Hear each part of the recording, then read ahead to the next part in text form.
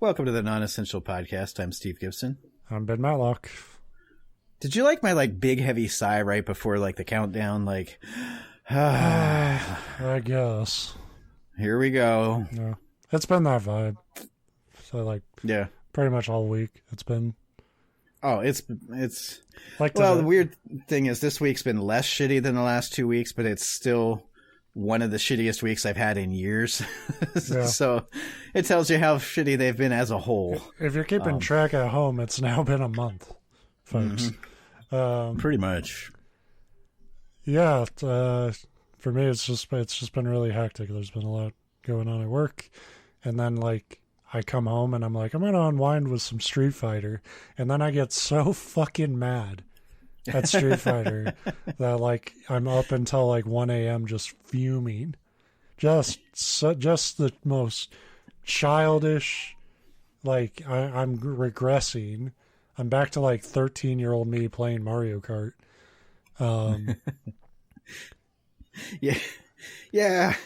But I turned a corner last night. I got a guy to rage quit, and that felt good. Okay, I've passed on the childish bullshit to another. That was my curse, and the only way you can get rid of it is to give it to someone else. Well, see, the key to be a better person would be to think, oh, this great feeling I have right now. Every time I get mad and rage quit, that's what I'm giving the present. This present to other people. Fair, I never rage quit. I will let you just fucking mollywop me for 5 minutes, but I'll finish the set. I used to. That was me. That was my more because a lot of those players want you to rage quit so that they can move on faster and get to. I don't know how they handle it as far as ranking and stuff. They don't care now. Now it's free points. Yeah. They see my ass plump and ready for them.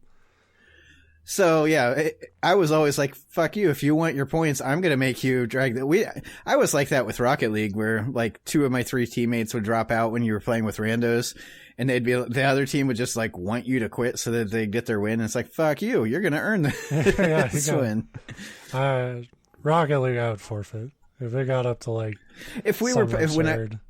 I was playing with you or you and your brother, I would, because there's no point. But when it was randos and I'd get mad at my team, it was more of a because there was a couple times I could get the other team to just drop out and then I'd get to win. It's I lost so well that they left in frustration. So yeah, that's where my head is at. I'm pretty much just thinking about my next Street Fighter match. And that kind of showed in my topic this week. The Death Punch guy that you already did. You're like, I'm just redoing this topic. So if you haven't listened to our show before, every week we tell each other stories. And more as the show goes on, I become more afraid that I'm going to repeat a topic. And this one, I had the notes. I was really proud of myself. I had them all ready on Sunday. And every day since then, I have been dreading but not checking to be sure that we hadn't done it.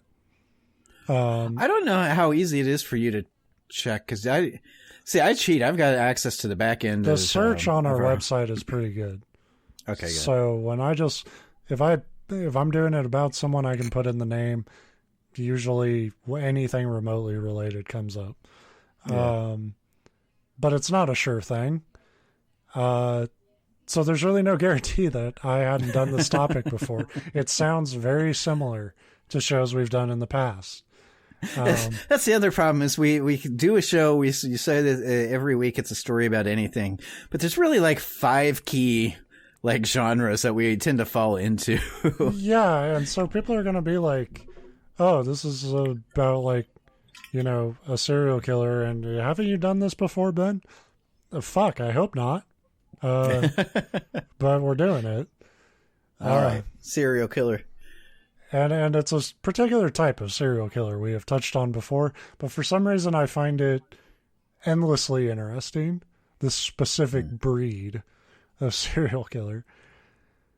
So Velma Barfield was born in Eastover, North Carolina on October 29th, 1932. Raised near Fayetteville, her father was reportedly physically abusive throughout her childhood, and her mother never intervened to stop this. In 1949, when she was 17, she married Thomas Burke, and she seemingly escaped her troubled home life. Not. Well, in fact, the first few years of their marriage seemed to be absolute bliss for the young couple, and they ended up having 2 children together. But that's the kind of thing where it's like you're young enough that, like, of course, those first few years are going to seem great. Eventually, real life is going to hit you, and then you realize it's probably not a good idea to just jump into a marriage to escape your bad situation, because you might be making a new one. But if everything had turned out okay for Velma, her life wouldn't be fodder for our fucking show. Right. So, I want to, you know what, that would be the big surprise, the big twist is when you bring a topic like Joe Smith was a, blacksmith. That's what, yeah. Well, like, not even happy, like, just, you're like, yeah, he grew up in a abusive household, and he got out when he was 17, and he got a job as a mail carrier. And he worked that job for 50 years and retired. The end. And be like, wait. That's not a story. Right. Like, that's the problem. Well, like, you need I left out the shit. middle where the one day he had one envelope that was addressed wrong, and he couldn't find the house, and he tried really hard, and then It's the part people don't talk about, but the most interesting part of that guy's story would be like, and when he was 35, he cheated on his wife and caught the clap, and like had to fucking like hide that, and it led to convinced a really her somebody elaborate, a really elaborate 15 years before he was just like, I don't care about lying about it anymore. So later on in their marriage, Velma would have a hysterectomy, and she also developed constant back pain. This sort of combination of medical issues led to a behavioral change and an addiction to painkillers. Thomas also began to drink heavily around this time, and the happy sitcom couple could now finally say they were truly married. Yeah, this is real All in the Family vibes, or I think that's the two would argue viciously until finally, after a particularly bad fight on April 4th, 1969, Velma snuck out with the kids and left Thomas at home. While they escaped, the house had burst into flames. Thomas was incinerated. Just coincidentally, right. Yeah.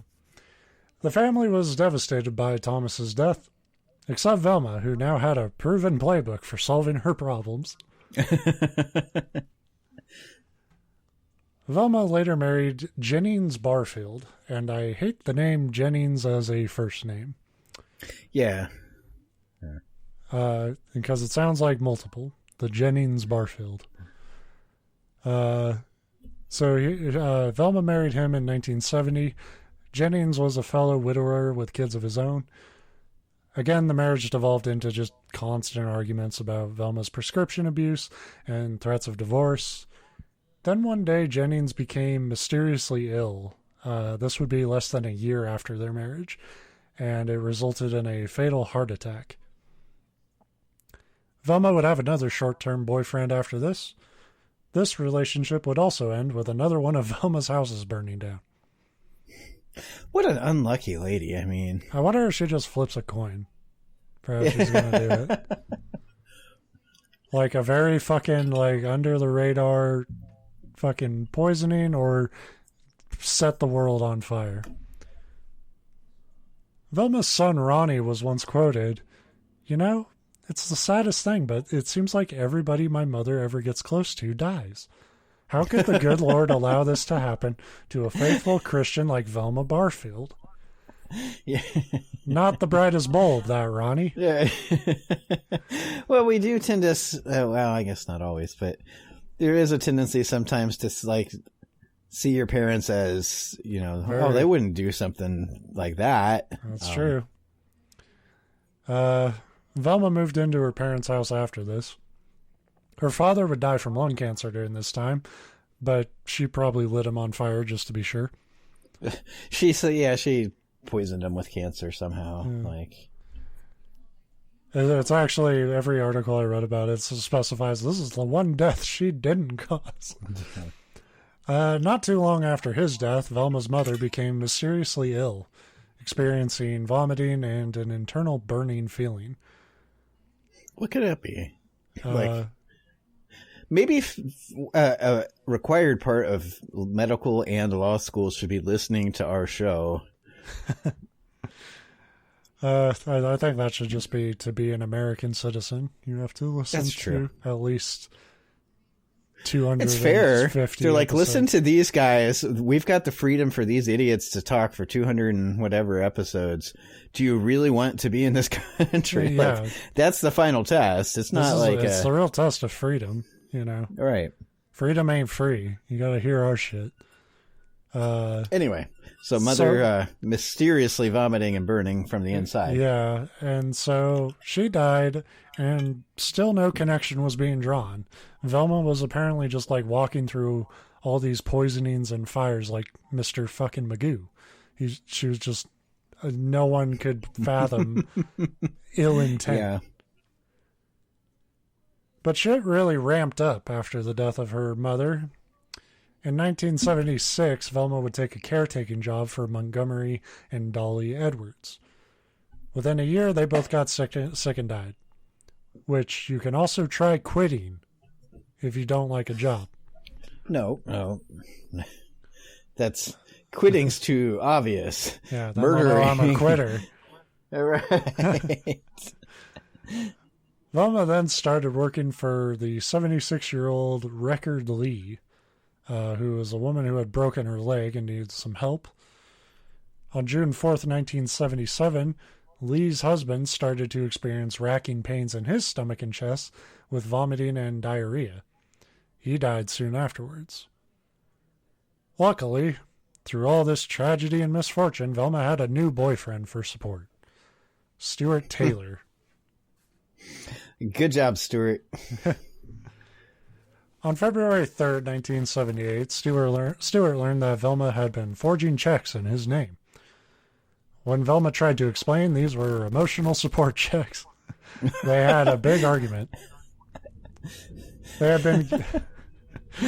Was that literally her argument? They were emotional support checks? No, I made that up. Oh, damn. I just really like that line. I do too. I'm disappointed that it's not real, but I'm gonna use that at some point. No, that's emotional support money. I needed it. They had been getting ready for church at this time, but in seemingly a gesture to defuse the argument, Velma handed Stuart a pre-God beer. Which is really up there in terms of Homer Simpson-ass types of distractions.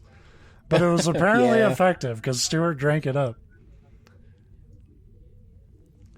In the middle of service, he started to feel very sick and described that it felt like his whole body was burning inside. He went to lay down in his truck, with Velma stroking his hair to try to make him feel better. She drove him home. Stuart then spent the night vomiting and begged Velma to take him to the hospital, which she did. The doctor didn't find anything wrong and said it might just be gastritis. Stuart was told to go home, take some medicine, and that he would feel better in the morning. I mean, in fairness, as a doctor, if you're like, I started feeling sick after my pre-church beer, you would just assume, be like, yeah, that's just your shitty lifestyle.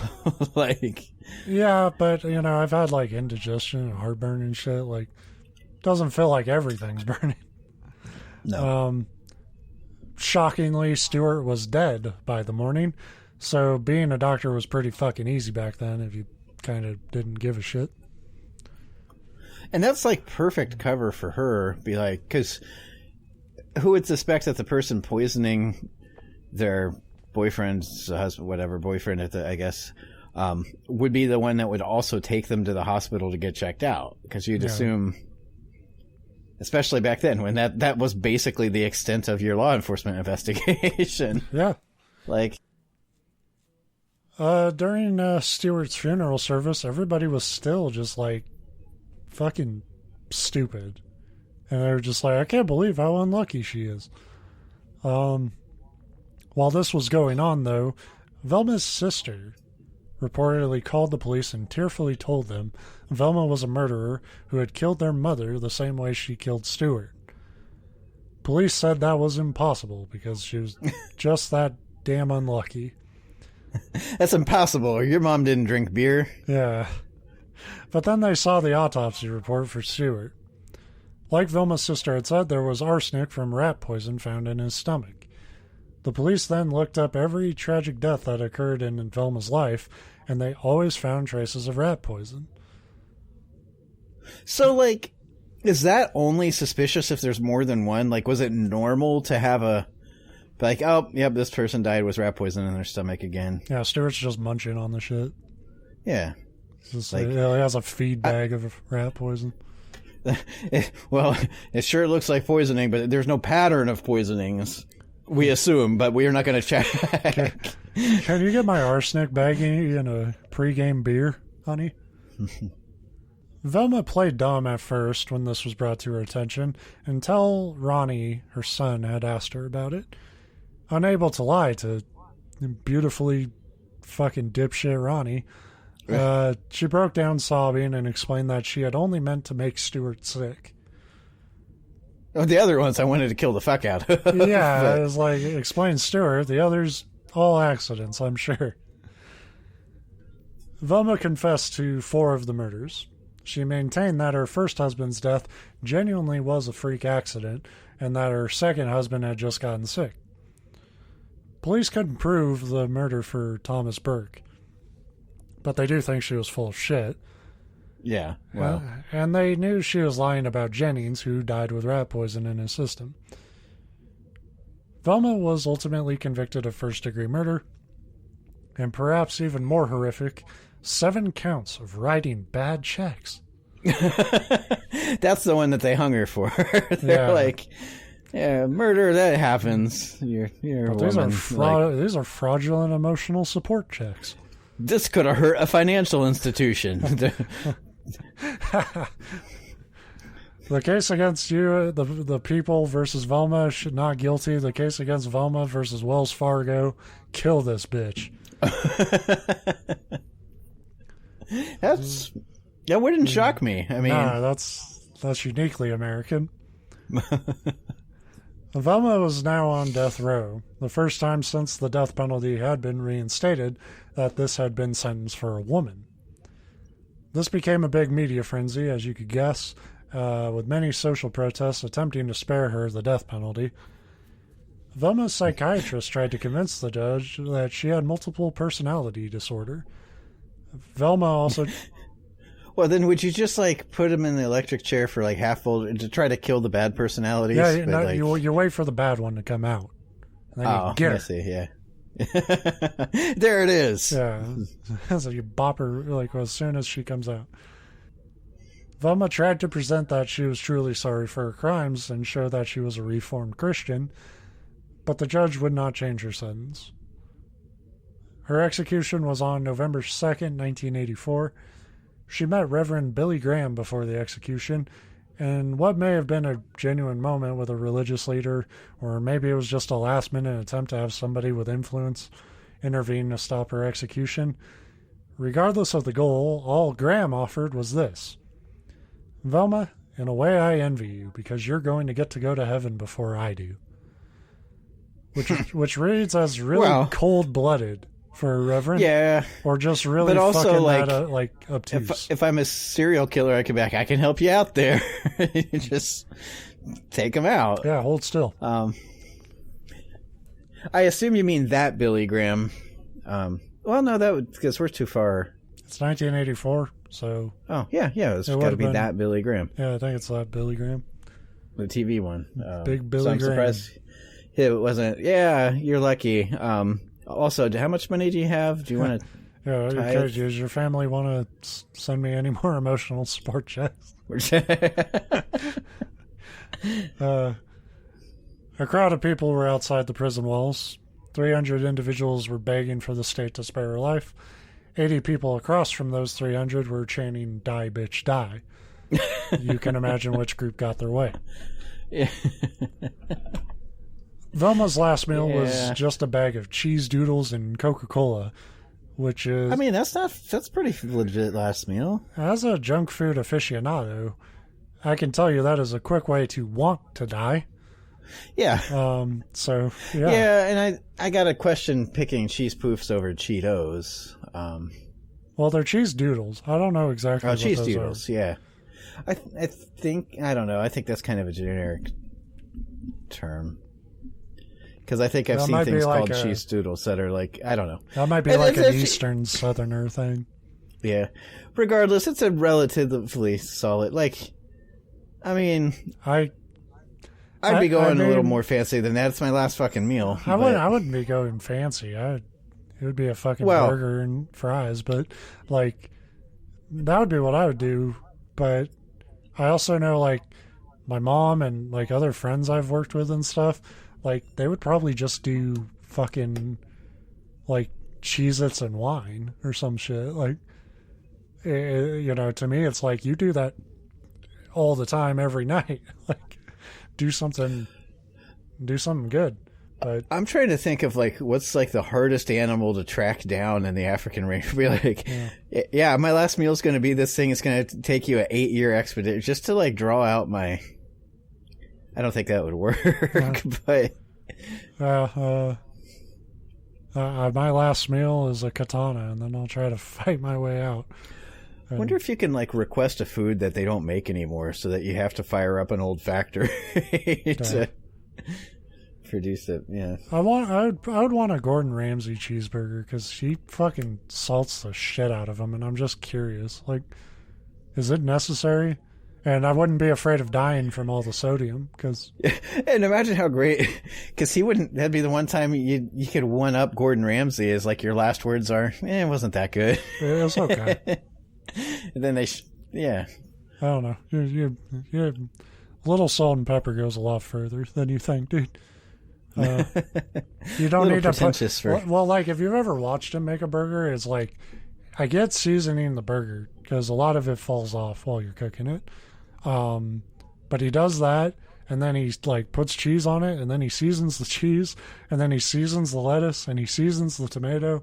And again, he knows more about cooking. I'm sure it's delicious, but to me, it looks absurd. Yeah, I'm curious about that too, because I watched a lot of Food Network, and that's one of the biggest critiques. I guess it's just I used to watch a lot of Food Networks, but like when you'd watch like Chopped or any of the cooking competitions, the famous chefs would be always like, you have to salt at each step. Like, you got to always be seasoning and tasting. It's like, I salt like once and barely that. And I don't use a ton of salt. I do like if I'm doing burgers, I do like a mixture of, I put all of it together. So it's salt, pepper, and garlic powder. Oh man, garlic powder. I've just discovered how that like, it's it's magic. Yeah. Like, because I always salt and pepper, and I've gotten better with my salt usage, like what things need more salt and what things don't, because I don't like salty food, but you do need to bring out, there's like that balance, because salt will bring out flavor. Yeah. But garlic powder is fucking magic. I've been adding it to like almost everything, and it was along with the salt and pepper, like you need that trifecta. Yeah, my cooking in general, but especially my burgers, got a lot better once I realized I had a spice cabinet with garlic powder in it. So yeah, Velma's last meal, cheese doodles and Coca-Cola. She told her family, when I go into that gas chamber, it's my gateway to heaven. I get it now. Cheese doodles, and because she wanted to make it a literal gas chamber. Hey, you're all going down with me. And the whole fucking place blew up. But it didn't have to be, Velma. You could have solved your problems any other way. Witnesses of the execution say she didn't suffer, but seemed to relax during the lethal injection. Well, but that's what those chemicals do. Yeah, how the fuck would they actually know?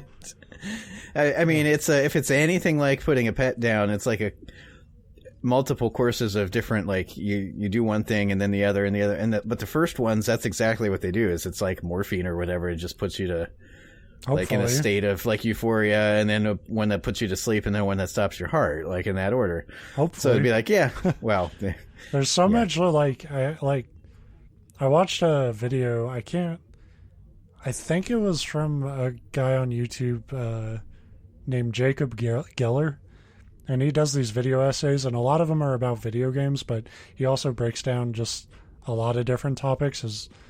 He puts a lot of work into them. Like, they're really good if you're into that sort of shit where you want to think about, like, what it's like to die from freezing to death at, like, I've been curious about that. Yeah, it's a great video. It's, like, just called, like, Fear of Cold or something. But I think he did a video also about the death penalty and the various forms of it, and how as the death penalty has evolved, like, we think of, like, the Old West and hanging and how brutal that is, and we think, like, we've gotten more sophisticated with, like, lethal injection and shit. But when lethal injection goes wrong, it is torturous. It is extraordinary. Yeah. My take on that has always been that they try to pass it off as it's more humane to the person being put down, but I think the reality is that it's ideally more palatable for the people doing the murder. Yeah, and the people witnessing it, yeah. So you can feel better about yourself, like, oh, well, they went a humane way. It's like, not really. No. I don't know that there's a great way to murder somebody. I think it got it, and now I need to go back and, make sure I'm attributing that video to the right guy. But I think he even touched on that, like, the most effective and the most, like, least likely to be fucked up and actually lead to, like, an instant death was firing squad. Like, I thought you were going to say guillotine, but I guess the guillotine, those, like, don't always work right either. Yeah. I hope you got a good blade. Right. But usually, if you take a shot through your head, you're probably going down. Hopefully. I don't know. I've read a lot of stories of people getting shot in the head and it doesn't kill them. I thought firing squad aimed for the heart, though, because that, if you hit the heart, you basically... Yeah. You die pretty quickly. I would have to watch the video again to see what specifically he was pointing out, but the gist was, like, instead of lethal injection, you'd probably be just as better well off getting shot. Yeah. Well, I'd imagine all of them. I don't know that there's any way to scientifically know for sure because you're fucking dead afterwards, so you can't interview them. I think the idea is, like, if you fuck up the lethal injection process, like you talked about, it's like you're getting a cocktail of shit. Like, if you do that, like, you mess up the first part, you're in for a long fucking night. Yeah, that's the thing is, I've read about a lot of those. There's some where the people don't shooting you. Well, that's true, and they should. Light me up. And that's the thing too. Like, it's morbid to think about, but like the firing squad and the guillotine and of course the hanging would be worse. But like they're relatively instantly, but you have to imagine that there's at least a moment of like sensation of having your head chopped off or blown up by a bullet. Well, I mean, it also probably depends on the ammo. Yeah, it's true. You know. Yeah, give me a firing squad, but with howitzers. Yeah, at the very end, just to make sure you, like, lob a grenade at my, like, tied up dead body. It's like, oh, but that'd be inhumane. I'm like, I don't need my body left over for burial at that point. If I did something that getting me firing squad, it'd just blow me the fuck up. Like, I'm not that married to, like, my body anyway. Right. It's like, it's not a good body. It's let me down for 41 years. Like, I was about to say, deserves it. I was about to say, give me the firing squad for that alone. Like, just how fucking fat I feel now. Fucking makes me want all the fucking worst food in the world, and then has the gall to become a bloated mess when I eat it. Yeah, isn't that the bitch of it? Like, I don't know. I think all the people that eat nothing but healthy food and say, oh, well, I crave this and that all the time, I call bullshit. Yeah. But it's fun that your body craves the worst things for you. And it's like, I never once crave a rice cake or, you know, even apples. I love it. A good apple is great, but I never crave an apple. I'm never sitting there like, damn, I wish I had an apple. Yeah. Like, no, I want an entire pizza. And there's no part of my body that's like, you don't need an entire pizza. It's like, no, let's do it. And then we wake up tomorrow, look at ourselves in the mirror, like, what the fuck? You said it was cool. So yeah, put a bullet in me for that. That's the story of Velma Barfield. At the time of her death, she was the first American woman put to death in 22 years. That's a great record to have. That sounds like a Major League Baseball record. Be like, this is the first woman killed since Tuesday of 8 years ago. And it's like, oh. Yeah. Well, that's not that long. 22 years is a pretty good run without a woman death. Woman executed, right. But a single woman died in 22 years. I do have to wonder if, like, there's about a 99% chance that she was completely lying and that she did intentionally set that first fire. But part of me feels like there is a chance that, like, they got in a fight, she took the kids, he was an alcoholic and, like, fell asleep with a, like, cigarette or something and burned himself up in a fire. And it was a complete accident, but that's what made her realize, like, wait a minute. That's possible. Him being dead solved all my problems. And, like it still spurred her killing spree, but maybe she didn't directly. But like I said, it's much more likely that she burned him the fuck up. I mean, you know, it's possible. It's just something about, like, fuck, how many fires? Like, yeah, that's the thing. Like at a certain point, it's like you're either like an incinerator or you need to take some fucking fire safety classes or something because it's out of control. Well, but you got to imagine back then there was probably a lot more house fires, though, because candles were still used, if not primarily, because I know it's not like they didn't have electricity in the 1940s and 50s and throughout the. I mean, this started going through like the 60s and 70s. Like that's still a lot more like gas appliances, like early gas appliances and candles being used and stuff. And houses ran completely on a product made of cheese doodles and Coca-Cola. But it's mind-boggling, and we'd like to think like we know better because we cover it all, and even outside of it, we've watched a lot of this stuff. But it's easy to think like, man, investigations were stupid back then. You know, the authorities and nobody and the doctors, and how can nobody put two and two together? And how many fucking modern day stories do we hear about that? Where it's like, oh, yeah, on her 7th boyfriend dying, people were like, wait a minute, this is weird. I like to think it happens less because communication's also better today than it was back then, but so it's easier for those records like them to connect the dots, but it still happens. Yeah, it does. I do think that she's relatively unique out of the serial killers that we've covered. That not too many of them like use multiple methods of murder, or they use nothing but multiple. I think we've covered a few, or I've read a few where they like kind of just come up with a new way. That what was his name? H.H. Holmes, or like, but that was part of his thing, was like coming up with different ways to. Yeah, like H.H. Holmes was a really weird one because part of it was like a business for him, because he would like get these guests and then he'd like gas them and rob them, and he had like a whole setup to like dispose of the bodies, is like using chutes that went down to the basement. I love that. You like, I don't want to have to carry all my victims. Let's make a corpse slide. I like to think he put some like loop-de-loops in them too, just like for funsies. Yeah, but I'm pretty sure that was kind of his main thing, was like he would trap them. Like his methods were more cruel in terms of like trapping people, and then like, but I'm pretty sure he mostly used like gas. But there are serial killers who kind of refine sort of what they're doing and figure it out. Sure. Yeah. But you're right. They do kind of stick to one type.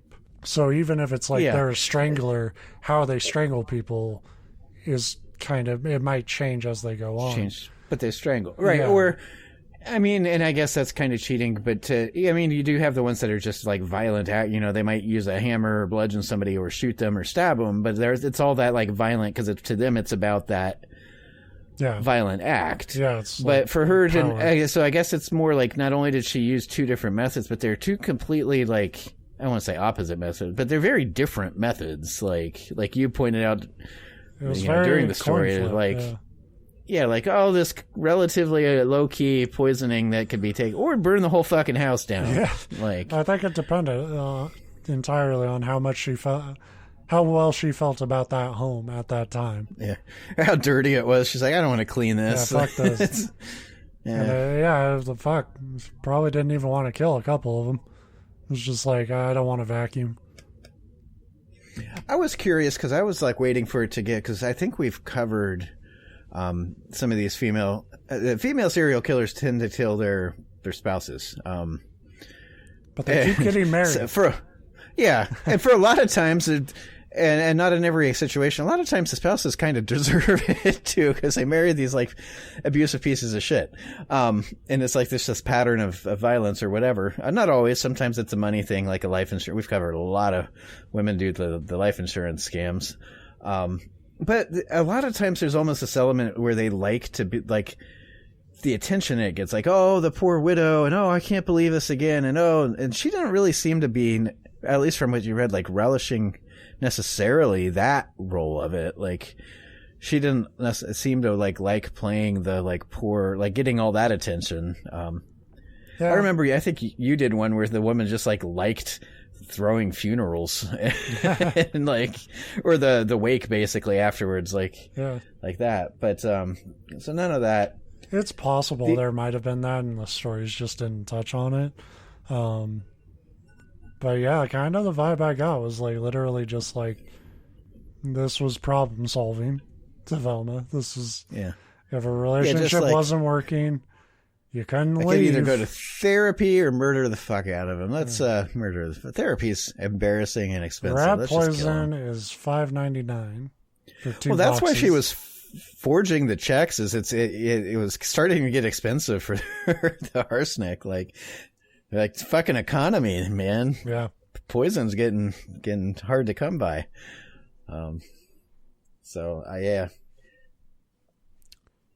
Interesting stuff. Interesting.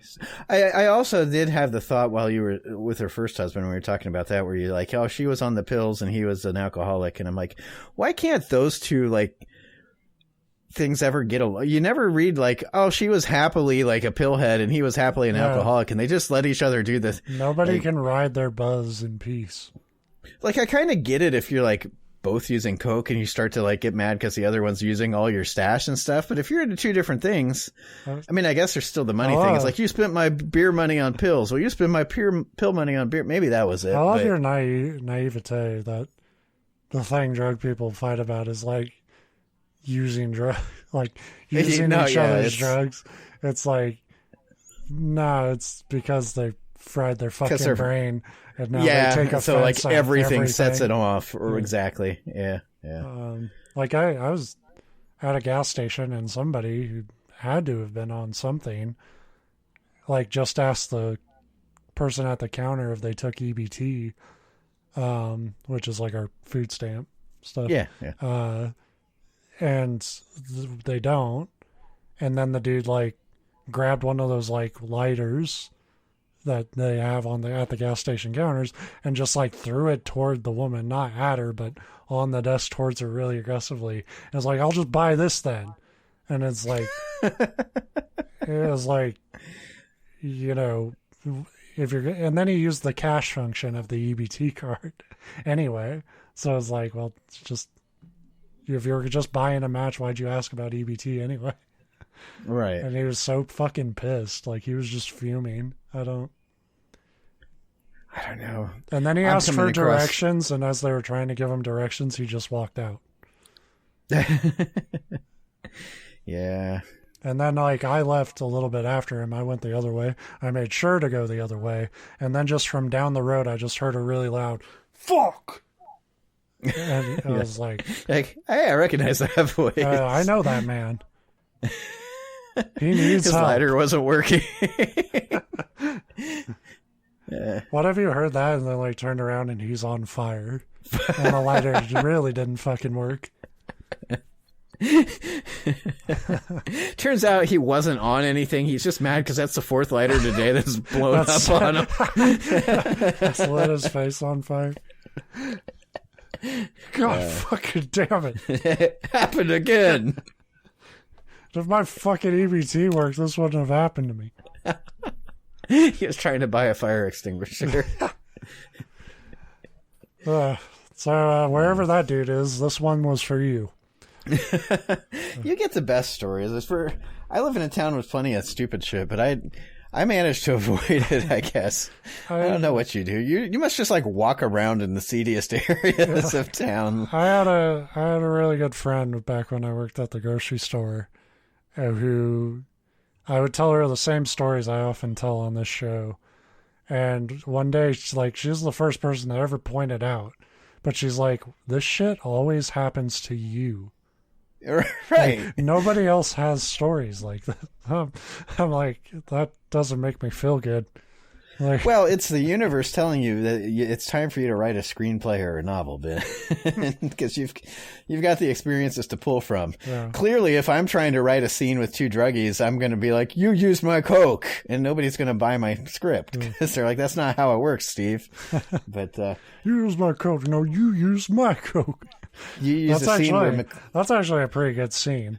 I like the detachment from drug reality there, where it's like you walk by two addicts and they're just shoving each other over who used whose coke. Well, and it's really shining a light into my personal life, where my biggest arguments where I come home and somebody ate my leftovers that I wanted. Yeah. Like, I'm just translating that to drug use.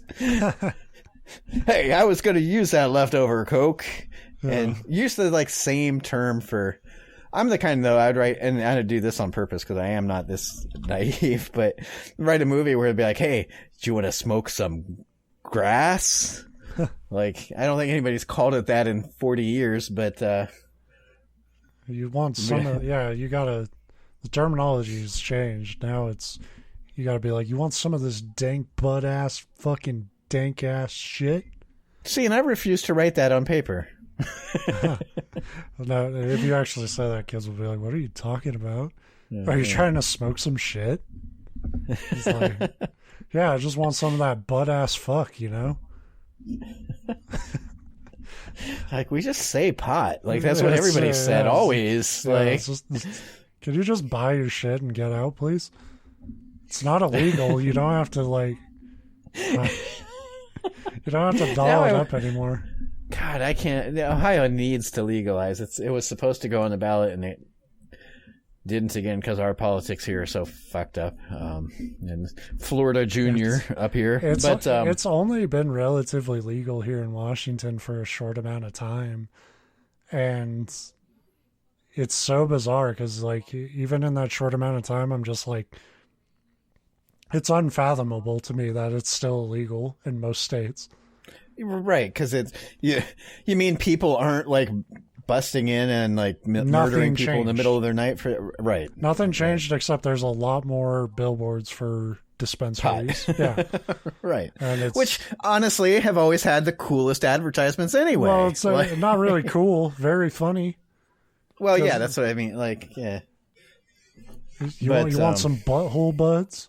It's like, but anyway, my point is, I want to go into a legal dispensary where it's, perfectly fine to buy it, but then try to, do that where you look around and be like, do you have any dank ass fuzz? Yeah. And they're like, what?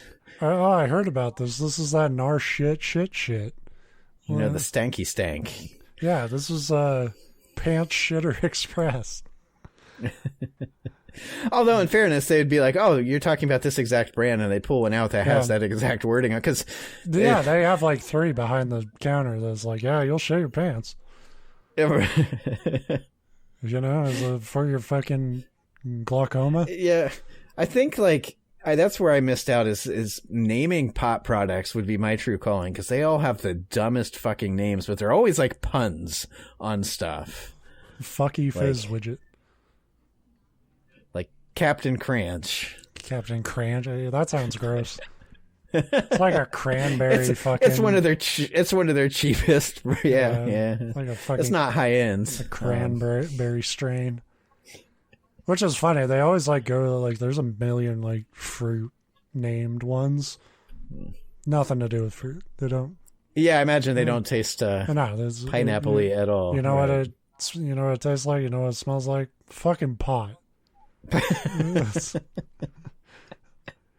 I want to meet the one that's like that, because it's the same thing with fucking wine, and even I like bourbon and whiskey, and you'll read like, this one has nutty taste with some chocolate undertones and some tobacco on the back end, and you're like, it tastes like fucking bourbon. It's like they all taste like bourbon. It's like a lot of those beers that like have fruit involved, and it's like, oh, this is like a mango fucking whatever, and you drink it, and then you like, oh, that fucking tastes wrong, and then you look at the ingredients, it's like hints of mango and fucking orange peel, and all you taste is the peel.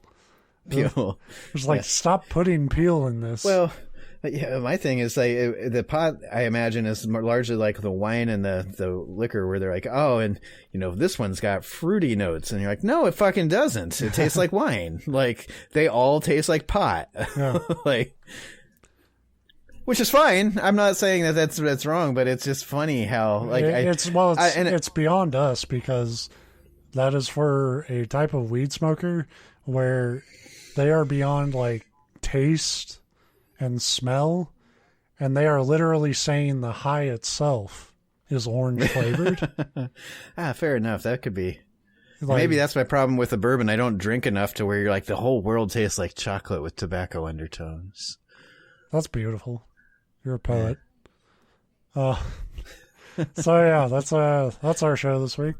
Yeah, we did it. Plus some. You got a bonus episode this week. We had to pad it out. I am on a good streak of not bringing creepypastas to the show. I was, when you led with like how shitty work's been, I was very impressed when you're like, so I've got a topic here. Yeah.